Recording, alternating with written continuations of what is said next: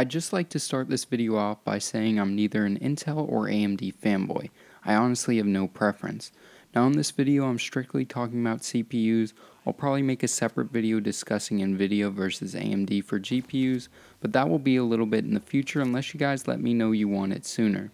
So at some point when building a PC, everyone has a very important choice to make, AMD or Intel. This is a pretty important choice because it affects a lot of things including upgrade path, power consumption, and a number of other factors. So let's first talk about budget options. For super budget PCs, AMD has the clear victory, and for me at least, it's the clear choice. AMD has the AM1 platform that you can get ultra cheap CPUs and motherboards for. For example, the AMD Athlon 5350 is a quad-core processor for around $45 that actually performs reasonably well, and you can get motherboards for this processor for as little as $25. At this price point, Intel really doesn't have any viable options, and especially not quad-core. Moving up slightly in price for around $70, you can get a quad-core AMD 860K or a dual-core Intel G3258. Now, even at this level, I have to give the edge to AMD just because, again, the 4 cores for modern games are really a necessity. Games like GTA 5 and Far Cry 4 will flat out not start up on CPUs with less than 4 threads. Now, even though the 860K gets the slight edge in this one, the G3258 is still a great option, which gives you amazing performance for the price and gives you the option to upgrade to an i3, i5, or i7 processor. Moving up in price to around $100, you have the option of an AMD FX 6300 or an Intel Core i3.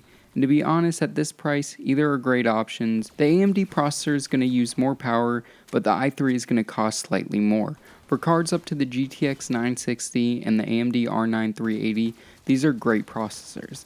Now moving up in price to around $150, this is really where AMD shines, with its FX 8350. Intel really has nothing at this price point that can compete, and with a cheap aftermarket cooler you can get a decent overclock for even more performance. The 8350 is a pretty power hungry processor, but it's not going to wreck your power bill or anything. Now moving up in price to the $200+ kind of premium gaming section, and for that Intel's the obvious choice, and that's just because AMD really doesn't have anything to offer above the 8350. Sure, they have the 9590, but that's really just an overclocked 8350. So this is where the sort of rant part of this video starts.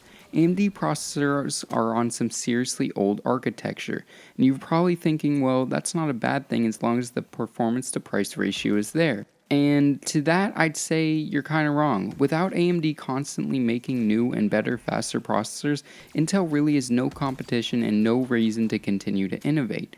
Now, does that mean Intel isn't innovating? Of course not. They're just not really innovating at the rate they could be if there was some good competition. I mean, AMD even had a custom PC made to show off the new R9 Fury X, and it had an Intel processor in it. That speaks volumes for even how AMD feels about the performance of their processors.